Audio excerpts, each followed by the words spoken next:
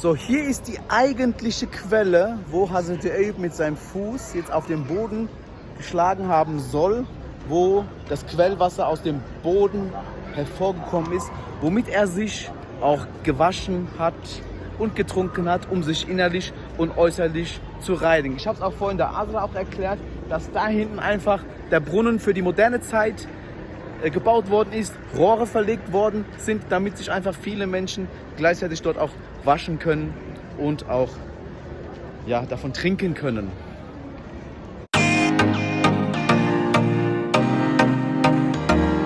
So, jetzt sind wir hier in Şanlıurfa bei Eyüp Peygamber Makam Girişi, also an einem Eingangstür.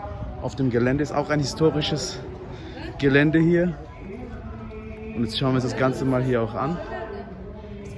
Ja, wir sind jetzt gerade zu dem Zeitpunkt gekommen, wo auch das Freitagsgebet hier stattfindet. Wir schauen uns das jetzt hier auch alles hier an. Hier ist auch der Bereich in der Nähe, wo auch der Prophet Hazrat Eyüp Hiob in der Bibel. Ja, wo auch der Prophet auch geprüft worden ist in seiner Geduld, Sabrda. Ja, wir haben ja noch von Hazrat Eyüp noch ein Sabr-Tasche, Türbesse, also Geduldsstein. Es ist ungefähr knapp 90 Kilometer von Şanlıurfa Richtung Mardin entfernt. Aber wir zeigen heute euch diese Plätze von Hazrat Eyüp. Und Hazrat Eyüp heißt auf Deutsch? Ja, also auf Hebräisch, also Iob, glaube ich. Füge ich nochmal einfach in die Überschrift hinzu. So, also hier ist auch die Stätte, laut der Legende, laut der Sage, wo Hazrat Eyüp auch in seiner Geduld geprüft worden ist. Ja, in welcher Geduld, sage ich dir gleich. So, wir haben hier natürlich auch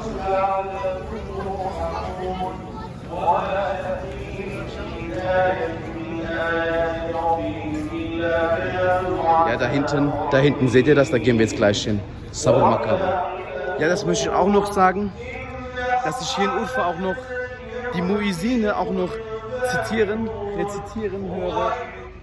Du hörst es, dass hier jemand es zitiert und hier sehen wir die Leute im Freitagsgebet, wie sie hier alle gerade beten. Echt wunderschön.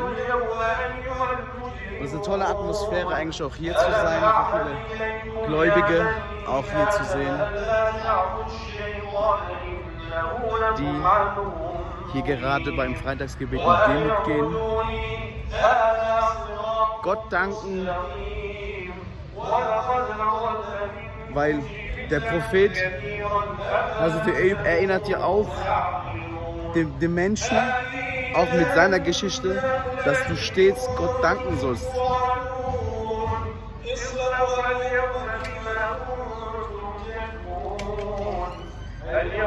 Wir sind gleich da und die Geschichte von dem Hazrat Eyüp erzähle ich dir gleich.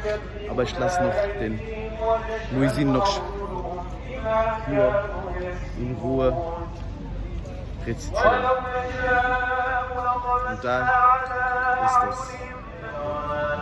So, hier sagt man, laut der Legende, ist von Hazrat Eyüp, ja,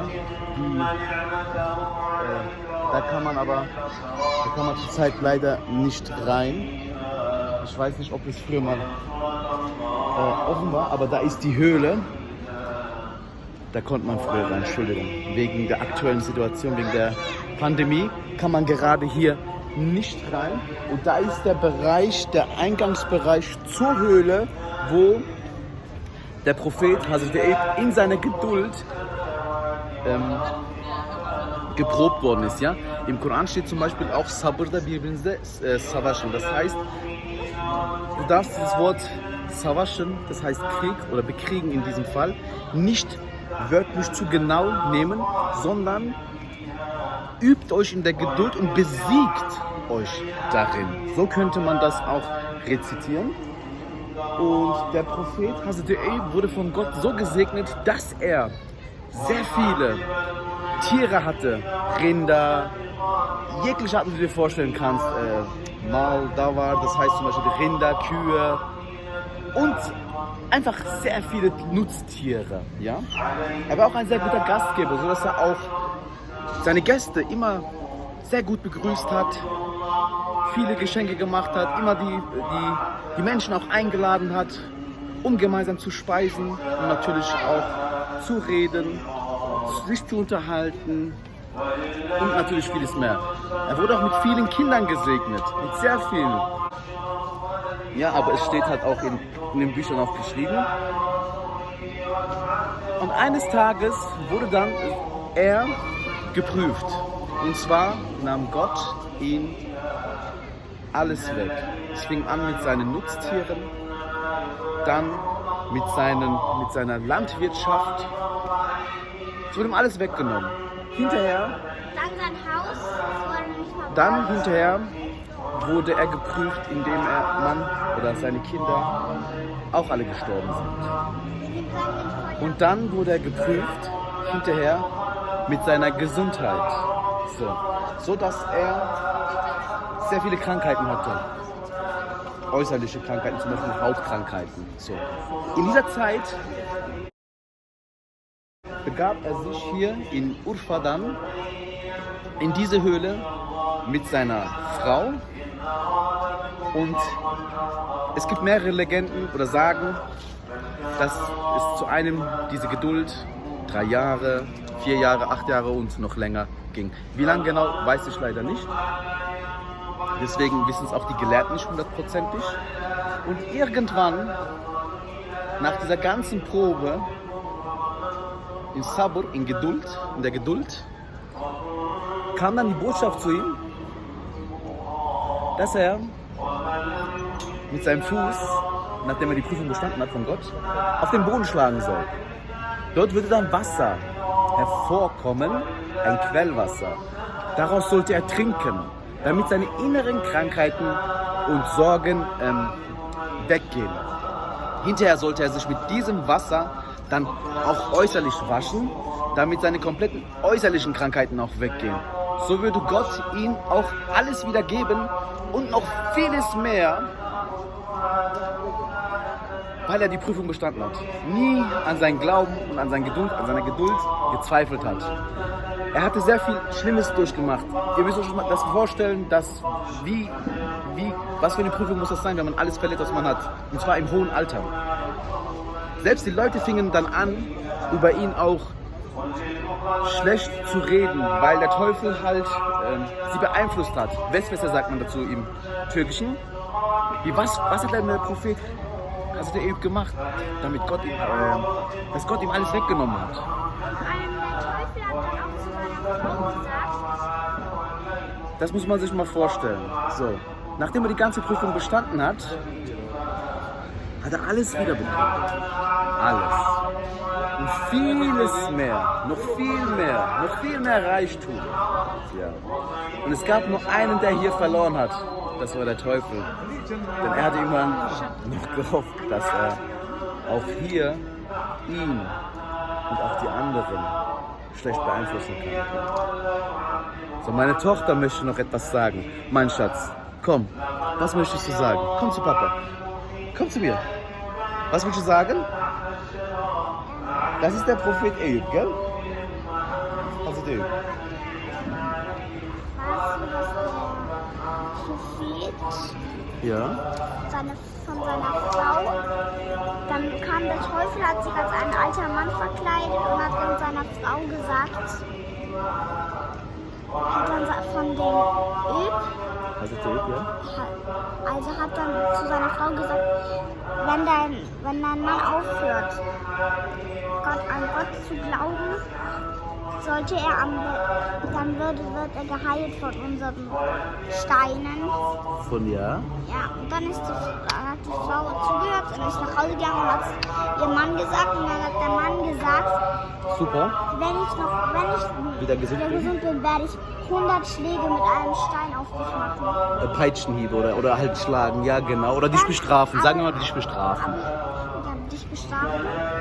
Naja, auf jeden Fall, als er geheilt wurde, hat er ja versprochen, dass er seiner Frau 100 Schläge gibt, hat er aber nicht getan.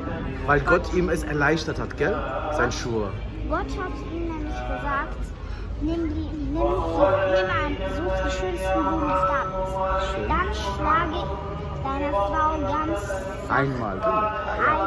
ganz sachte und streichel sie. So schön erklärt das meine Tochter, ja? Gel öpeyim bir tane.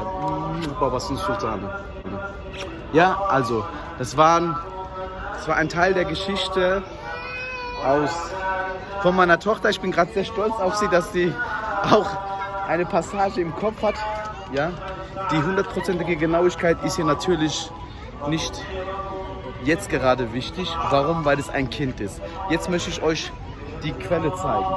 Und zwar die Quelle, laut der Legende, laut der Sage, laut den Büchern, den alten traditionellen Büchern, ist sie gerade hier. Ja, wo genau jetzt die Quelle ist, der Ursprung, weiß ich nicht. Ich denke mal, dass es hier in diesem Areal irgendwo sein sollte. Aber man hat halt einfach einen Brunnen in unmittelbarer Nähe dorthin aufgebaut. Und dort kommt laut der Sage auch Shifalu Su, also Wasser, was gesegnet worden ist. Ja, und es gibt jetzt bestimmt sicherlich auch einige von euch, die wohl sagen werden, die nicht an Gott glauben, eventuell. Es ist jedem selbst überlassen, ob du an Gott glaubst oder nicht. Aber selbst ein japanischer Forscher hat, ich habe jetzt Masaru, ich frage mal ganz kurz die Tuba, ich habe gerade den Namen im Kopf, dass man Wasser auch energetisieren kann. Der hat es wissenschaftlich auch belegt, dass zum Beispiel, wenn du ein Glas Wasser hinstellst und dort Liebe schreibst und nebendran ein Glas Wasser hinstellst und dort zum Beispiel Hass, Wut oder ähnliche Begriffe hinschreibst, dass das Wasser, was eine positive Energie hat in ihrer Botschaft, in ihrer Schrift, dass sie ganz anders eine Form annimmt, sich kristallisiert und dadurch siehst du, dass auch Wasser, auch du energetisieren kannst. Es gibt ja auch einige von euch, die auch vielleicht irgendwelche Steine in ihr Wasser reintun, in den Krug und trinken es daraus, weil sie daran glauben, dass diese Steine diverse Mineralien ausstoßen und das Wasser auch energetisieren. So müsst ihr euch auch dieses Wasser hier auch vorstellen, ja? Und zwar ist es dieses Wasser, was ihn von seinen inneren und äußeren Krankheiten befreit hat. Es gibt auch der japanische Forscher, wie heißt der übrigens, Tuba, nochmal? Sagst du es mal gerade? Masaru Emoto, da ist meine Königin, stets zur Hilfe in Not, ja, hat es ja auch bewiesen. Und zwar gibt es auch noch andere Videos, die könnt ihr euch auch anschauen, wo man zum Beispiel das Wasser auch in Mekka zum Beispiel auch unter die Lupe genommen hat. Und aufgrund dessen, dass so viele Leute dort beten und es so eine positive Botschaft hat, ist das Wasser enorm reich an Energie. Ja? Schaut euch die Videos von Masaru an, schaut euch, wie man Wasser energetisiert, ja? Und denkt immer daran, der Glaube versetzt Berge. Ja? Und ich werde jetzt von diesem wunderschönen Wasser, mit dem ich mich auch gerade schon abgewaschen habe und abgekühlt habe, nochmals was trinken und hoffen. So. Das heißt also, das Wasser, der Brunnen, die Quelle, ja, wo der Prophet Hazreti Eyüp von all seinen Sorgen befreit wurde. Manch einer kann sagen, es ist Aberglaube, aber wenn auch nur ein bisschen von dieser Energie Gottes in diesem heiligen Wasser oder von diesem Brunnen hier drin ist, dann möchte ich davon profitieren. Vielleicht segnet ja auch Gott mich von allem und ich wäre echt glücklich darüber.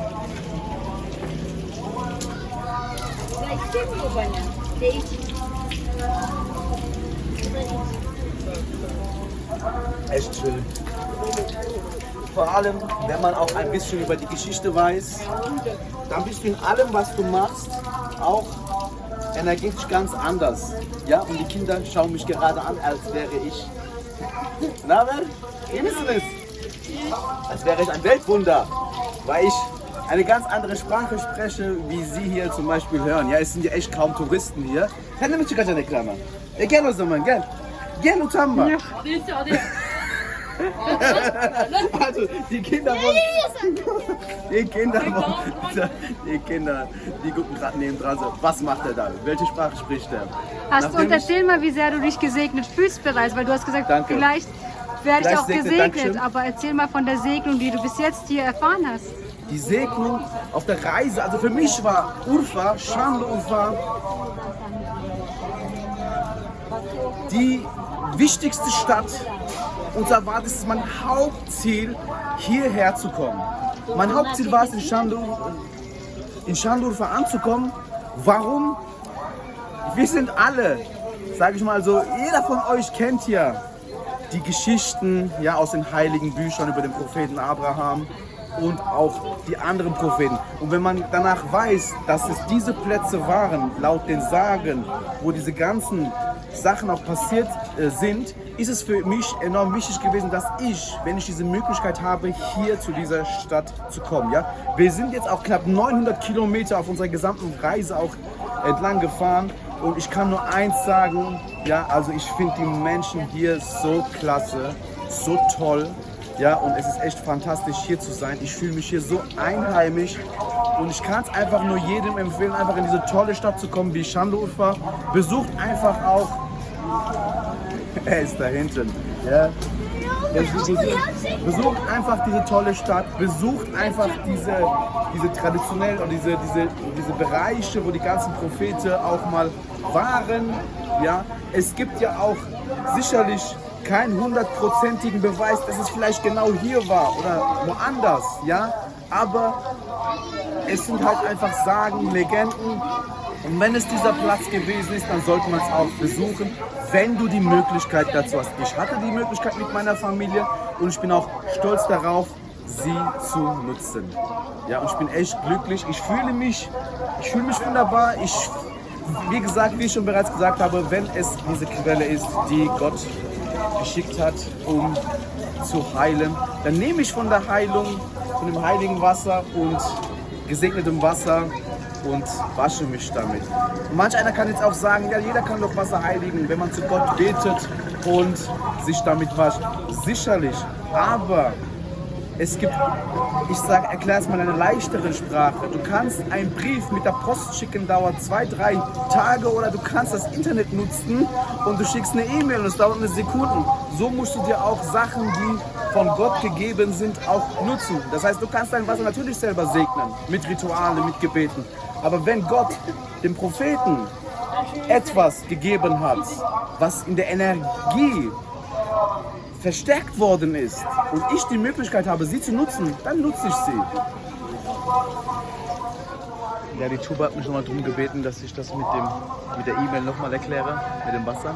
Und da ging es eigentlich darum, dass für diejenigen, die es nicht verstanden haben, möchte ich es nochmal leicht erklären, dass man zum Beispiel, du kannst mit der Post einen Brief an jemanden schicken, den du magst, liebst oder der, wo dein Brief halt empfangen soll. Ja? Du kannst ihn auf einen normalen Weg schicken, mit der Post zum Beispiel, ja, als Brief. Dauert 2 bis 3 Tage, bis die Person deinen Brief hat. Sie bekommt es aber. Ja? Dann gibt es aber auch einen schnelleren Weg. Zum Beispiel das Internet. Wir schreiben eine E-Mail und das Geschriebene kommt sofort am Empfänger an. Jetzt können andere wiederum sagen, aber Gott hört doch alles zu jeder Zeit, überall, sofort. Natürlich, stimme ich auch zu. Aber es geht hier darum, dass man auch etwas auch energetisiert und verstärkt. Das möchte ich dir damit sagen. Ja? Wenn es die Möglichkeit gibt, etwas zu energetisieren und zu beschleunigen, mit dem Segen, dann darf man es ja auch nutzen. Das wollte ich eigentlich damit sagen. Ich hoffe, dass du es jetzt verstanden hast. Zumindest für diejenigen, die es beim ersten Mal nicht verstanden haben. Ich bin gerade beim Freitagsgebet hier in Urfa bei Hazreti Eyüp Moschee. Und es ist unglaublich. Einfach anschauen und die Energie, die hier gerade ist, annehmen. Ja, ich möchte euch gerade hier nochmal ganz kurz einen Einblick in das Freitagsgebet hier in der Moschee hier zeigen. Es sind sehr viele Menschen, wo gerade auch hier beten. Unglaublich, wie schön das hier auch ausschaut. Schaut euch mal das an. Überall, wo Platz ist, wird gerade gebetet.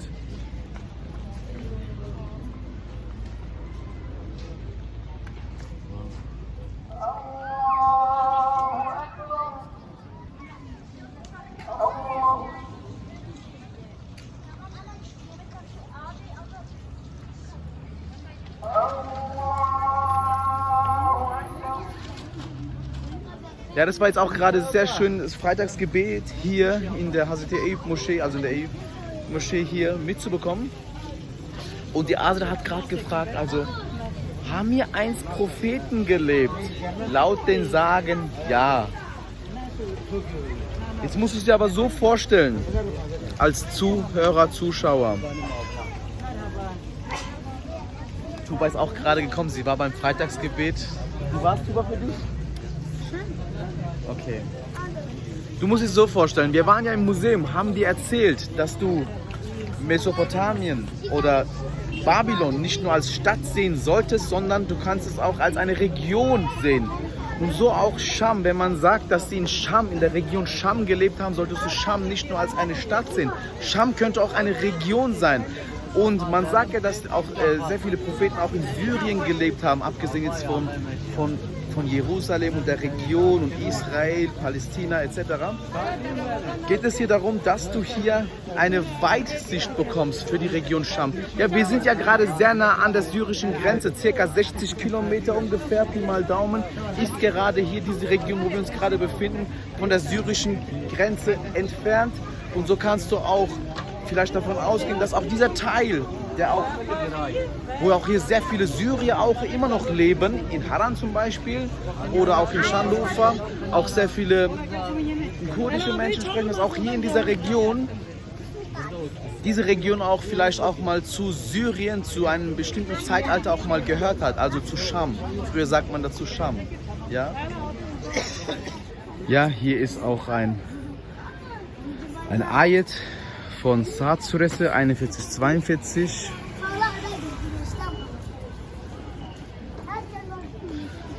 Kulumuz Eyüp'ten o Rabbine doğrusu şeytan bana bir yorgunluk ve eziyet verdi diye seslenmişti. Ayağını yere vur, işte yıkanacak ve içilecek soğuk bir su dedik. Ja, ich übersetze das jetzt ganz schnell und frei. Die Wahrheit ist, dass der Teufel mir eine Müdigkeit und eine Qual auferlegt hat oder gegeben hat. So sprach er, so fühlte er es. Wir sagten zu ihm, schlage mit deinem Fuß auf den Boden. Das ist das Wasser, mit dem du dich waschen sollst und wovon du trinken sollst. Eine ganz kurze, freie Passage, die ich dir ganz frei und schnell hier übersetzt habe. Ja, für die genaue Übersetzung kannst du natürlich das auch immer selber nachschauen. Und es ist echt schwer, auch den Koran 100%ig wiederzugeben. Falls ich gerade einen Fehler gemacht habe, dann entschuldige ich mich natürlich auch. Ich möchte ja nie eine falsche Botschaft geben. Und Kuyu, das möchte ich euch noch ganz kurz sagen, aber ich lese das davor erstmal ganz schnell für euch, für mich natürlich auch. Ich habe es auch gerade der Azra auch erklärt, dass das Brunnen dort im Nachhinein gebaut worden ist. Ja? Aber die eigentliche Quelle ist genau hier. Also hier soll der Brunnen sein oder ist die Quelle Wasser. So, ich komme jetzt öfters raus, weil der Muezzin immer natürlich das Freitagsgebet auch die Nachgebete danach noch fortsetzt. So, das ist die Quelle. Das habe ich auch vorhin auch der Azra erklärt, dass man es im Nachhinein von dem Quellwasser hier natürlich auch Rohre verlegt hat und da hinten den Brunnen für die Neuzeit also gemacht hat. والحمد لله رب العالمين. الفاتحة.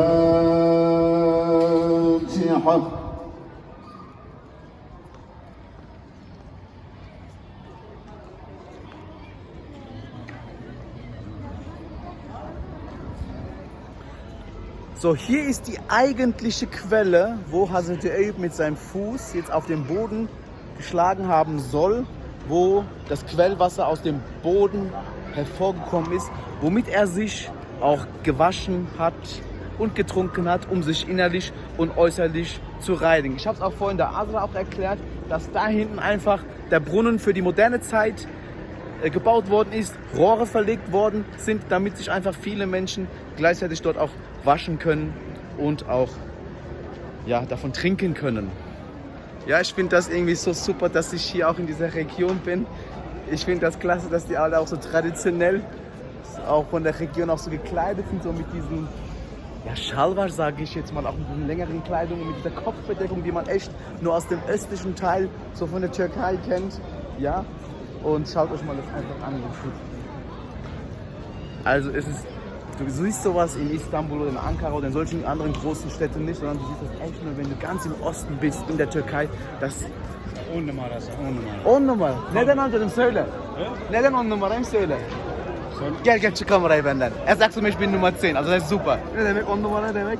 10 numara güzel bir insan demek. Eyvallah, teşekkür ederim. Şanlıurfa'yı tanıtmak istiyoruz. Bir sürü insanlar gelsin, görsün, ziyaret etsin. Ondan dolayı. So, ich hoffe, dass ich jetzt gerade dieses Gespräch mit dem wunderbaren Mann da hinten echt auf Video habe und es nicht weg ist, aber der hat einfach gemeint, On Nummer, das ist ein On, das heißt so wie du bist top. Und ich habe gemeint, ja, es ist für mich eine wunderschöne Aufgabe, gerade hier auch dafür zu sorgen, dass immer auch Menschen aus Europa, ja, deutschsprachige Österreicher, Schweizer und auch Deutschland und natürlich auch die türkischen Bürger, die auch deutschsprachig sind, die diese wunderschöne Region kommen, ja, diese wunderschönen Orte sehen, besucht sie, ja, und schaut euch an und nimmt einfach diese Energie. Es ist unglaublich. Also ich bin echt so froh, hier zu sein. Ich weiß jetzt gerade nicht, wann diese Moschee erbaut worden ist. Ich sag's euch sofort, es ist eine ganz neue Moschee. Ja, ist ganz neu. Da steht's 1985 wurde diese Moschee hier gebaut. Also ich bin 3 Jahre älter. Und da gehen wir jetzt auch gleich mal rein und schauen uns das auch gleich an. Ich weiß zwar gerade echt nicht, was hier vorne gesprochen wird, aber wir gehen jetzt in die Moschee rein.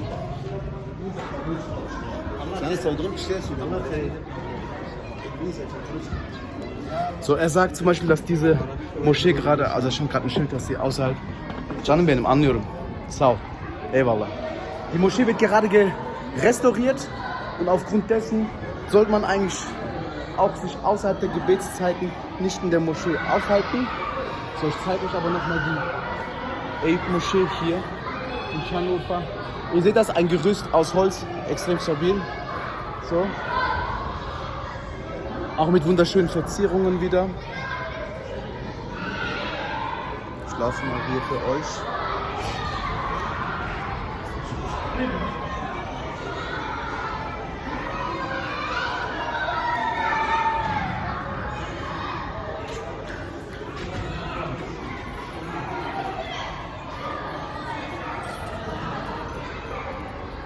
Tamirat ne zaman biter beyefendi? Nasıl? Tamirat ne zaman biter? Kamera yaklaşık bir 20 gün sürüyor herhalde. 20 gün. Yazlar kalmış yazlar bitti. Ha, İskele daha yeni bitti. İskele yeni bitti. Şimdi güzel çıkacaklar değil mi? İskele bitti şu anda yazlısı çıkıyor yazılar güzel. Bak tam tavanda Teşekkürler. Teşekkürler. Also er sagt gerade, dass in 20 Tagen hier das zu Ende sein wird. İskele heißt also Gerüst, ist gerade fertig geworden und oben, ja, die Schriften seien halt nicht mehr so gut gerade und sie werden halt wieder nachgemalt. Echt schön. So, also nach dem Freitagsgebet ist das jetzt hier aufgemacht worden und wir dürfen hier rein. Ja, was schön. Makam için yapacağımız yardımlar, makam ve çevresine harcanmaktadır. Das ist jetzt Rabbim die Höhle. yardımlarınızı kabul etsin.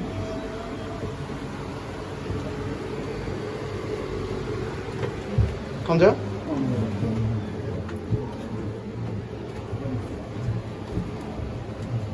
So, schaut mal, geht mal nach vorne und schaut mal. Und dann kommt wieder sofort raus. Es riecht hier. Okay, wir gehen wieder raus. Tamam.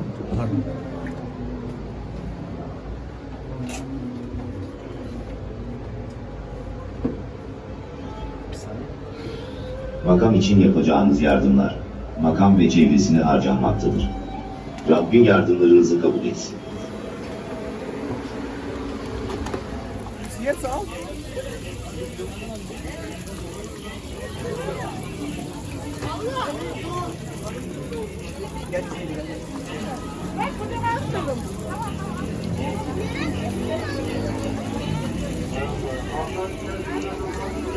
Ja. So, jetzt bin ich natürlich von einer ganz anderen Perspektive jetzt hier, auch hier unten, hier am Brunnen angekommen. Hebst du das bitte mal? Schicke das. Ja, das wäre super. Ja, man muss sich das mal vorstellen, wie alt ist denn das eigentlich? Ich habe keine Ahnung. Es wurde natürlich auch in der Neuzeit auch restauriert, neu gemacht, ja, und auch hier ein Eimer hingehängt, damit du auch das Gefühl bekommst, dass dies auch einst eine Quelle war und immer noch natürlich auch ist.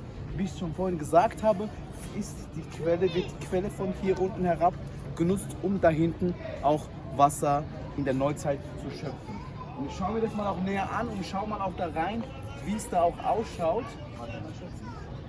Sieht man da etwas? Ich lasse mal kurz die Frau hinschauen, reinschauen. Schick es hier mal.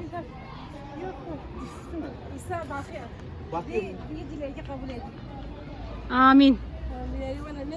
Also sehr tief. Ich schätze mal, das sind mindestens 10 Meter. Ja? Allah kabul etsin. 10 Meter, da ist dann die Wasserquelle.